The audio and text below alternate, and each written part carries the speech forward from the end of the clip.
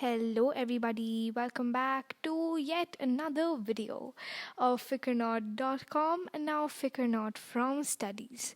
So, today we're going to be studying about the part 2 video of the tissues chapter, and we're going to be taking up the animal tissues. In the previous video, we finished off with plant tissues.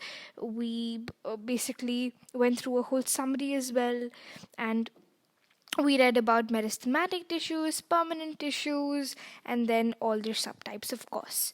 So, similarly, in today's video, we're going to study about the types of animal tissues, and when we say animal tissues, as in the tissues that's present in us, because we're also animals, right?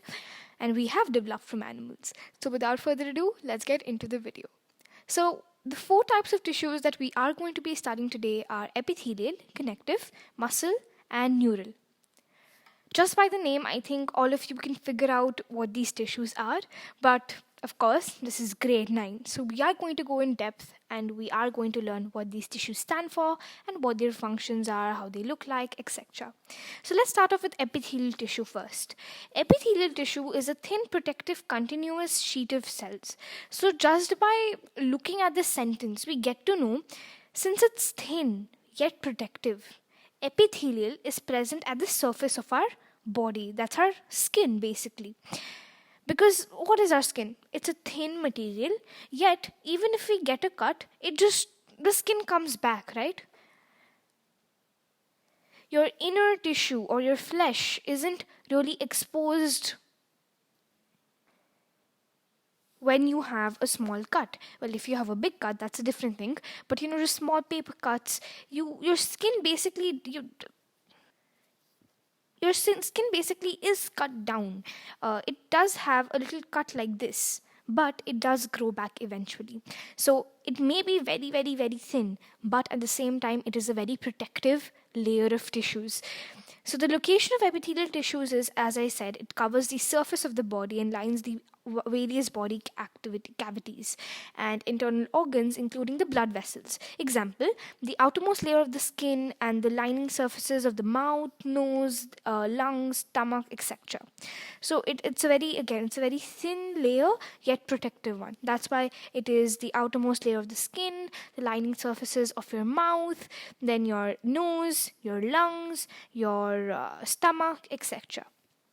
Its shape is flat, cuboidal, or columnar. Of course, flat because it's a very thin material, and when it's present on the top of your skin, it has to be completely flat, or else when we touch our skin, it should be bumpy. Let's do a little activity now. Take any of your hands. I'm taking my right hand and feel your skin. What do you feel? Do you feel any bumps, or do you just feel like, okay, this is a smooth layer? There's nothing on it, and it's just smooth. It's like one straight line without any bumps. Without any bumps. Why does that happen? Because one of the shapes of the epithelial tissues is flat. Second, cuboidal and columnar as well, depends on where it is present. Probably if it's present in your nose, it can be cuboidal. If it's present in your lungs, it can be columnar. Right? Different shapes at the basis on its location, it has different shapes. In all cases, the cells of the epithelial tissue fit tightly together, leaving no space between them. Yes, you can see. Do you feel any space or bumps in your skin? Definitely not, right? Because it is fit tightly together. If I say this is a epithelial tissue, right?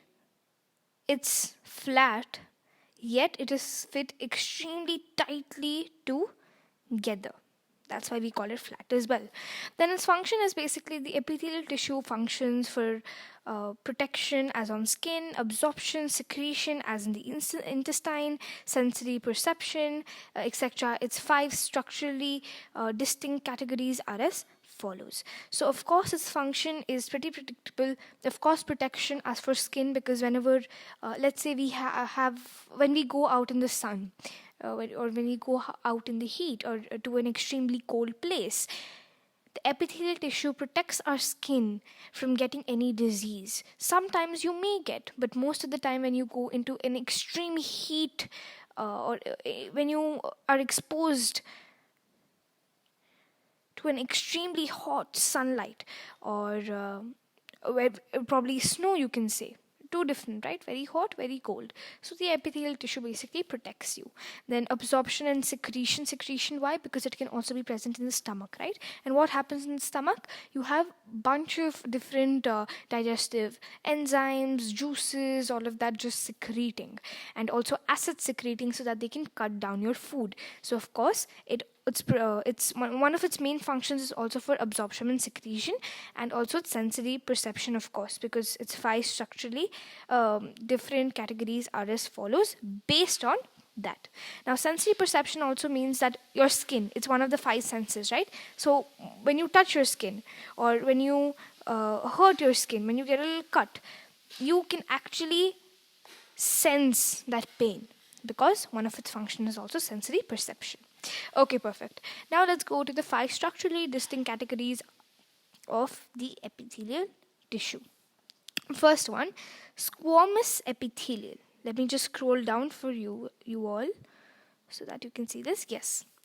So squamous epithelium is composed of cells which are thin, flat, with a prominent nuclei, closed packed. Examples are found in the lining of your mouth and nasal cavities, blood vessels, and lymph vessels. Lining of your mouth, of course, and that's why they're thin and flat, right? So again, they're closely packed and they have a prominent nuclei.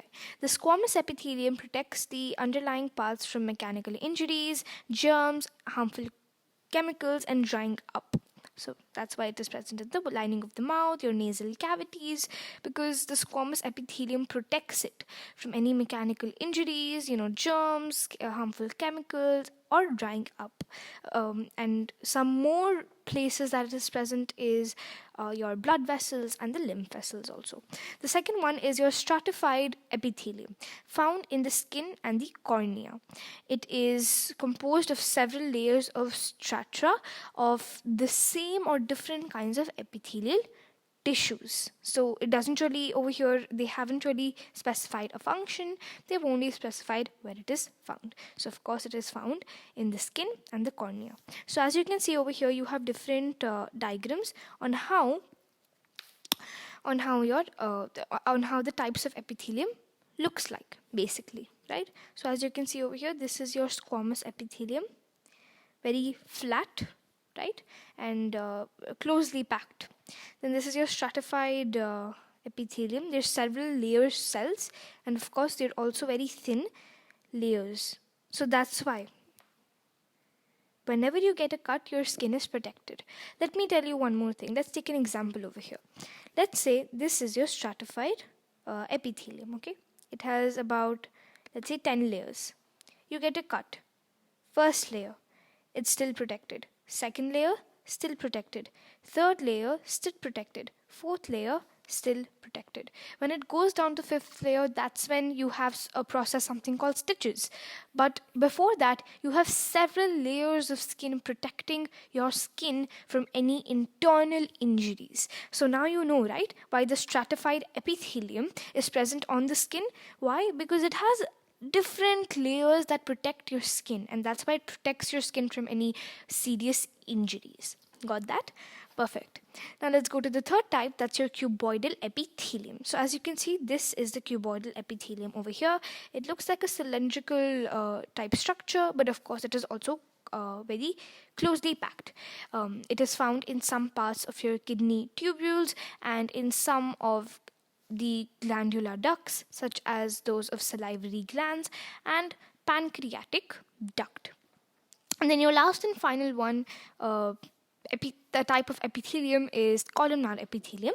It contains a vertically arranged cylindrical or brick-like cells, just like this. So there are big brick-like cells, right? They're present. How does a brick look? Like this: brick by brick by brick by brick by brick by brick. Now, why does it have such a shape?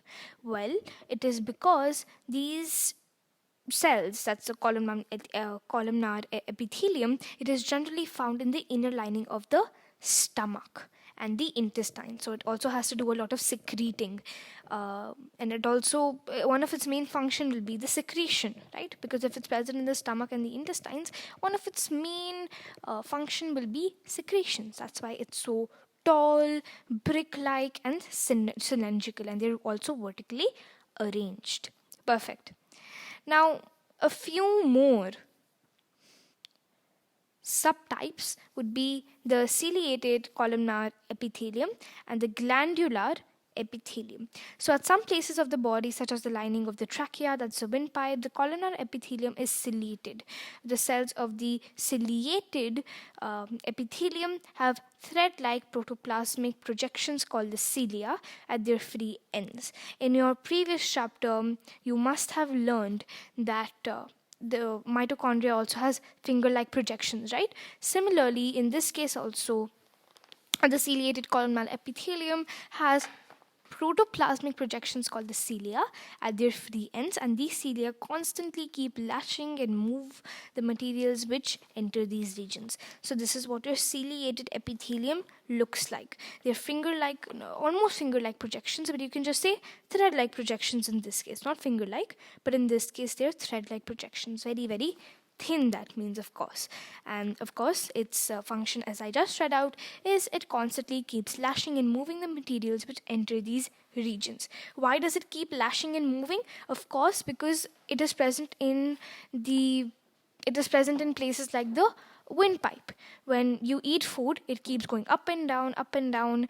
The food keeps coming in, going down, coming in, going down, and that's why it keeps moving up and down, or in any direction, of course.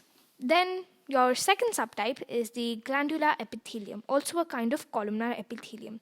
It contains some large cells which secrete certain chemical substances. Such cells are common in the lining of the stomach and the intestine. At certain places in the body, the glandular epithelium is folded inward to form compact, hollow, or tubular glands. For example, the sweat glands, tear glands, or the liver. So again, very, very, very similar to your basic columnar epithelium that is present in your stomach or intestines, of course. Perfect. So with this, we come to an end of your epithelial tissues. Now let's go on to the second type, that's the connective tissues. Just by the name, I think we can make sure or we can understand what connective tissues mean. Something related to tissues being connected. That's my guess, or that's my hypothesis. So let's see if we're actually right. Okay, so the connective tissues binds one tissue with another and also connects various organs, keeping them in proper place. Okay, so our hypothesis was right. Connective tissues basically connect different organs and they also bind their tissues together. And it has three characteristics. That's the abundance of intercellular substances, the matrix, fewer cellular elements, and of course fibers. Now the connective tissue is classified as follows. The connective tissue proper, it serves for the packing and the binding the organs. Supportive connective tissue, that gives support. That's cartilages and bones, because they need support, right? They give support to our body. If our body is very muscular, it is because we have more bones and your cartilages. For the people who are very, very muscular, they must have more bone weight. That's why, let me tell you one interesting fact. That is why a lot of actors and actresses, as you've seen, right, they may be very, very, very muscular, but their weight may still be 90 kgs. Why? Because they have a lot of bone weight, which gives a lot of support to their body and makes their body very, very muscular, right? And the third type is your fluid connective tissue. That's the blood and lymph, because, of course, blood is a fluid. Okay, so let's start with the first one, the connective tissue proper. Now, why is it called the connective tissue proper? Why the word proper? Why do we have to add the word proper? Well, because it's like a proper connective tissue. It serves its name. It gives justice to its name. Connective tissue. It basically connects and binds all the tissues and the organs. So without further ado, again, let's read more about the connective tissue proper. So it has three subtypes, or you can say subcategories. First one is the areola packing tissue. It is most widely spread, occurring beneath the epidermis of the skin. It makes the skin elastic and helps it withstand the pulling restraint. Have you ever? Okay, let's again have a quick activity over here. Take your left hand and take your right hand. Okay, put it in front of you. Just extend your hands wide open, like these lines over here.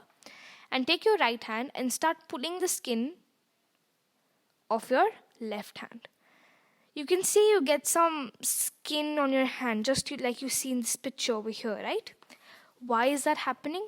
Well, because the first one, that's the areola packing tissue, it is present beneath the epidermis of the skin. And it binds all the tissues and everything in the skin, and it makes it very elastic, so that we are able to hold our skin like this and turn it and twist it, because our skin is very elastic, and it also helps to withstand the pulling strain. That's why we're able to pull our skin. So that's what the alveolar or the packing tissue does. Then we have the adipose, that's the fat tissue. It has specialized cells which store fat. This tissue forms padding under the skin and also the kidneys, eyeballs, etc. Of course, it stores the fat, and that's why you have extra padding. You can see the fat sometimes, right? Why? Because the adipose or the fat tissue, it stores fat so much sometimes. If we eat extra or if we don't exercise, that's why you can see the extra padding on your skin or around your eyeball as well sometimes, right? So over here, as you can see in the pictures below, let me scroll down for you. You have the fibrous connective tissue, then the cells, cartilage, the matrix. As you can see, this is the fibrous connective tissue. The matrix is present right over here. These are the fibers, the nucleus cells. Then over here, this is your cartilage. This is the cells, this is the matrix, and these are the empty leucina. Then this is your bone cells, which look like little spiders. But this is how they look. And again, this is also one of your bone cells. So these are the types of connective tissue. First one is, of course, fibrous. And then you have the cartilage and, of course, the bone. So now let's continue with your adipose tissue. So the padding under the skin acts as an insulation for the retaining the body heat. This is very true, because if you have extra padding under your skin, it retains and it insulates for retaining the body heat. Right? So that's what the adipose or the fat tissue does. Then the fibrous connective tissue. Let me scroll up for you. Yes. So the fibrous connective tissue is made up of elongated cells referred as fibers. Of course, it serves its name, right? Fibrous. The fibers are strong and bundled together by areola tissues. They form the tendons, and which basically connect muscle to bones, and ligaments which connect bone to bone and hold them in position.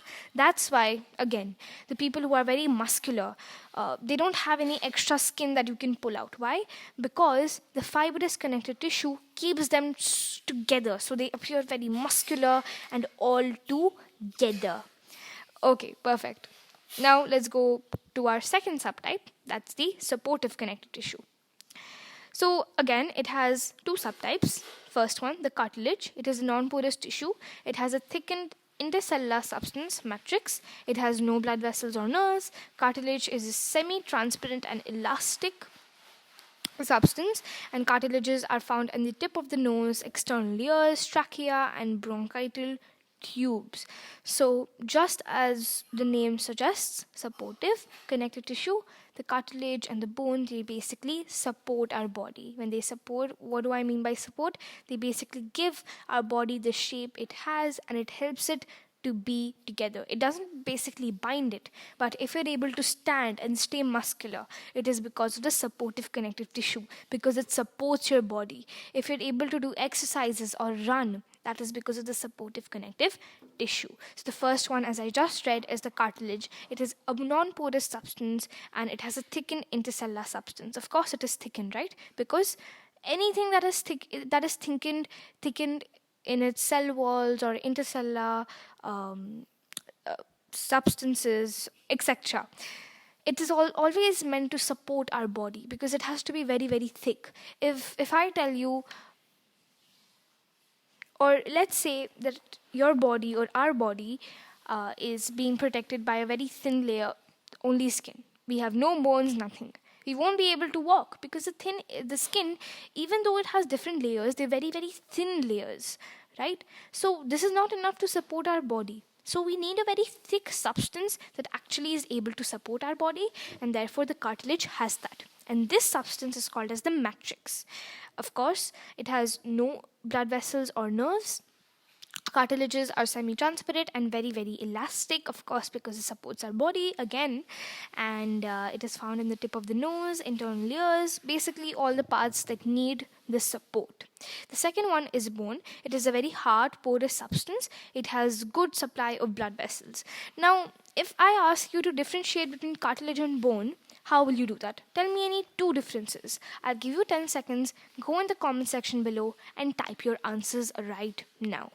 And your timer starts now. 10, 9, 8, 7, 6, 5, 4, 3, 2, and 1. Okay, so the first difference is the cartilage, as we just read, is a very elastic like substance, while the bone is a very hard and a porous substance. Second difference, the cartilage is a non-porous tissue, while the bone is a porous tissue. Then I'll give you one more extra one. The cartilage does not have any supply of blood or nerves.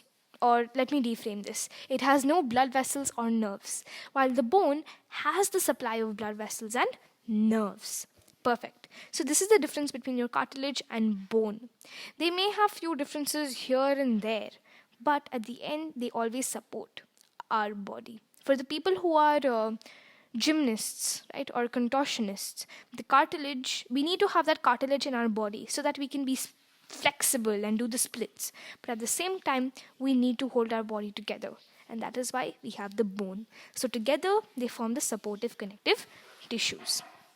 Alright, now moving on, and let's read the complete paragraph of the bone one. It consists of both living cells called the osteoblasts and a rigid mass of inorganic salts. Okay, perfect. Now let's read the third one, or the third subtype of the connective tissues. Okay, so the third subtype is your fluid connective tissue, which of course stands for blood and lymph. And again, it has two subtypes, that is blood and lymph. Blood is the first one, and as we all know, blood is composed of the liquid part, plasma, and its cellular part is RBCs, WBCs, and platelets. We've learned all of this in our grade 6 circulatory system chapter, haven't we? The second one is your lymph. Lymph is the fluid surrounding the body cells. It is essentially the blood plasma that has oozed out of the blood vessels. It contains WBCs and not RBCs. Both blood and lymph are maintained concerned with transportation and also immunity protection against diseases. Of course, it will be held for transportation because it travels through our entire body, so it transports your oxygen and takes out the carbon dioxide and has all of that work. But at the same time, it also has it also has a main concern with our immunity, that is fighting against diseases. Okay, so again, with this we come to an end of our connective tissues. Now let's move on to the third and not final. Okay, now let's move on to the third and the second last tissue, which comes under the animal tissues, that is the muscle cells. Okay, let me scroll down for you. Alright, so what are muscle tissues? They form the muscles of the body. Muscles can contract and relax, thus they help the body in its movements. Now, in grade 8, we have learnt about the nervous system chapter, haven't we? And we have learnt that while our brain or our spinal cord sends the message, right, through your nerve cells, etc., our muscle is the one who actually is supposed to perform the certain action or the certain order that has been given from our brain or the spinal cord, right? And that's what the muscle tissue stands for. It is meant for the movement of our body. If you're able to move, if you're able to do splits, if you're able to do salsa, if you're able to dance, it is all because of the muscle tissues. Why? Because its basic function is for our body to be able to move and dance and run and walk and jog also. So again, it forms the muscles of the body, and muscles can contract and relax. Now the muscle tissue has three kinds or three subtypes. That's the striated, unstriated, heart or cardiac. Alright, so let's start with striated muscles first. Let me just go on to the next page. Alrighty. So striated is skeletal, stripped or voluntary muscles. Striated muscles are under the control of our will. They are made up of long fiber cells which are nucleated and striated. Light and dark bands run across the fibers. This muscle moves only when you want it to. They constitute about 50% of the body weight. So striated muscles are a very simple and easy muscle type to learn about. It only works with our will. That means if we want to move our hand, or if I have, let's say, a biscuit in front of me, and if I want to pick up the biscuit and take 2 bites out of it, the striated muscles will only do what I want them to do. They are the voluntary muscles. They will only and only work if I want it to. If I want to pick up a power charger which is kept near me, right, I will only pick that up if I want to. So the striated muscles are only voluntary muscles. That's what voluntary stands for, right? It is under our will. Now, what are non-voluntary? Let me ask you this question. Put it in the comment section below. What do you think are non-voluntary muscles? Well, non-voluntary muscles are the muscles that are not under our will, that perform without our knowledge, like almost breathing or heart beating. Do we tell our heart to beat every second, or does it just do it on its own? Of course, on its own, right? Similarly, with respiration, our respiration just happens on its own. We don't need to again and again tell our lungs to breathe, right? It just happens on its own. When we're sleeping, our heart still beats and we still breathe. So the involuntary actions are not in our will. But striated muscles are something that are in our will, and muscles that only perform what we want them to. Okay. Now, well, the second type is the unstriated muscles, which again, as their name only suggests, striated. And the opposite of striated is unstriated. That means these muscles are not under our will, or they aren't under the control of us. When we run very, very, very fast and our heart starts beating very, very fast, do we tell our heart, as I just said, do we tell our heart to beat very, very, very, very, very, very, very, very fast, or does it just do it by itself? Of course, by itself, right?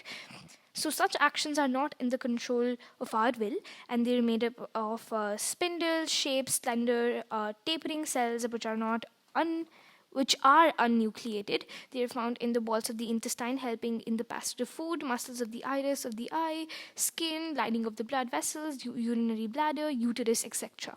So it is a very sensible thing to understand that unstriated muscles will of course only be present in the parts that are not under our will, and striated muscles are present in the parts that are under our will. Now, the third and the final part are your cardiac muscles. They're involuntary in function. Again, they're not under our will and are found only in the walls of the heart. So, the cardiac muscles of the heart, right, that contract and relax, contract and relax, contract and relax. And when the heart does that, what sound comes from your heart? The lub-dub sound, right? The lub and the dub sound. That is when the heart contracts and relaxes, and that's where the muscle tissue also comes. They're only found in the walls of the heart. The fibers of the cardiac muscles are striated, unnucleated, and branched. So they're both types almost. They are relatively short. They can can contract without outside stimulation and do not get tired soon. Now, it is very obvious that the unstriated muscles and your cardiac muscles will be present in the parts that are not under our will. For example, if we get a heart attack, God forbidden, if we get a heart attack, all right, if these parts were under our will, we would never get such diseases like a heart attack or cancer, right? Because we would just tell our heart to start beating again, right? We would just tell our heart, hey, just start beating again. I don't want to take a heart attack. So this is why we get such diseases, because these parts are not under our will.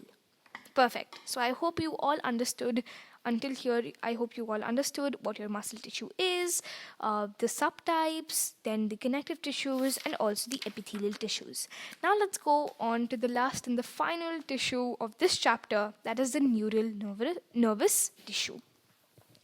Let me just rub all of this and scroll down. All right.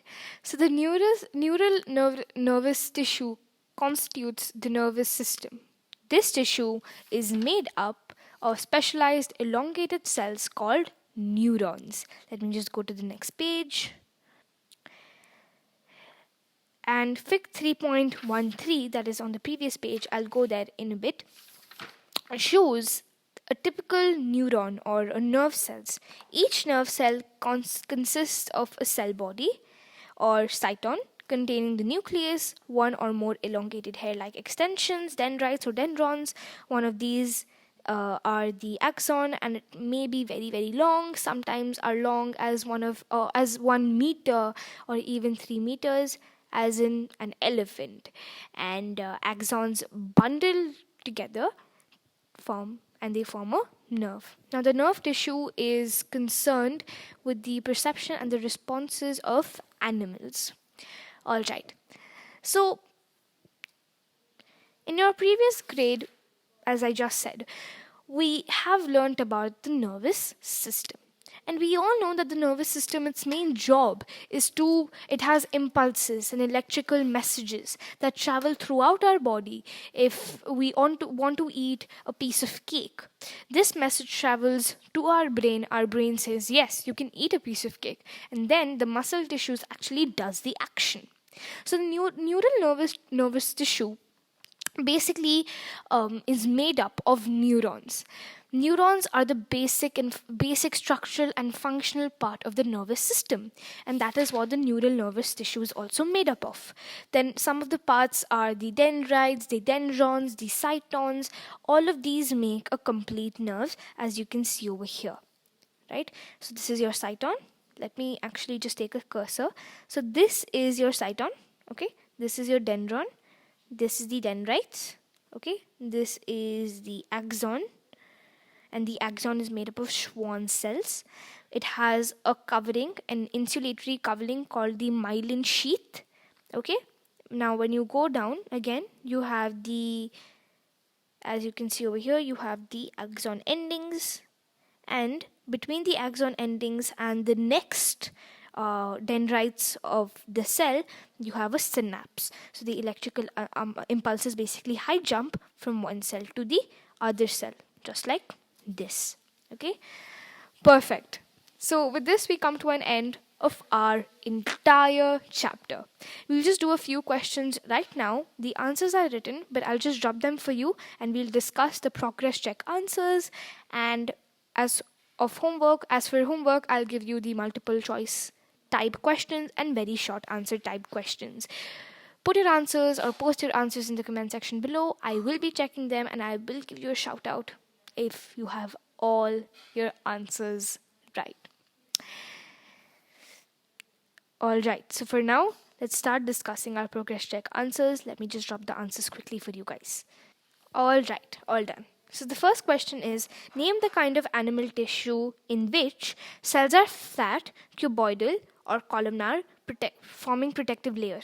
Of course, it is the epithelium tissue. Cells produce and pour out chemical substances, the connective tissue. Cells can contract and relax. Of course, it's the muscular tissue. And cells can conduct impulses. We just read it. It's the nerve cells or the nerve tissues. Then, give one example of each of the following tissues where they are located. Ciliated columnar epithelium. So, as we just read, what are the ciliated columnar epithelium tissues? What did we read? They're tissues that have thread-like projections, right? So they're present in the trachea or the windpipe, and they go up and down the movement. Remember? Then your elastic cartilage. Okay, elastic cartilage, as we all know, it's just basic common sense where they're actually present. One example would be the external ears or the tip of the nose. Next one, unstriated muscles. Unstriated muscles is present in the intestine or your urinary bladder, basically parts that are not under our will, as we just discussed, right? Okay, next question. Write one speciality of the following. Cartilage. So as we all know, cartilage is very elastic it's a very elastic tissue and a non-porous tissue, and it is also semi-transparent. So one of its speciality would be it gives elasticity to our body and supports our body. Then the bone, well, it's very hard, so it supports our body because it's very hard and a porous tissue. Striated muscles, well, it does only actions which are under our will. So its one speciality is to allow us to do all the voluntary actions and to do the actions that are under our will. And then your cardiac muscles, of course, one speciality of the cardiac muscles will be that they're involuntary in function. They're present in the heart, so they contract and relax, and basically keep us alive. Okay. Mention if the following statements are true or false. Axon of nerve cells are very long. That's true. They are very long. Dendrons bundle together to form a nerve. That's a false. Cardiac muscles get tired soon. No, that's false. For entire life, say if even if you live for 100 years, your cardiac muscles will never stop to beat. Then the epithelial tissue leaves space in between. No, that's not true. It actually does not leave any space between them. They're very tightly packed. Then the perikaryon is the nucleus of the nerve cell. No, the perikaryon is called the cyton of the nerve cell, and they contain the nucleus. They're not the nucleus of the nerve cell. Then the muscles of the iris of the eye are of voluntary type. No, that's wrong. The iris of the eye is involuntary, thus it comes under the unstriated muscles. Then the cartilage has no blood vessels or nerves in it. That's true. Cartilage has no blood vessels or nerves in it, while bones have blood vessels and nerves in it. Perfect. So again, with this we come to an end of this entire chapter. We've also discussed the progress check. Don't forget your homework. I will be looking in the comment sections below, and maybe by the next video, if you guys post enough responses, I will bring your name up. So until next time, I'll come back with a brand new chapter. And until next time, guys, bye.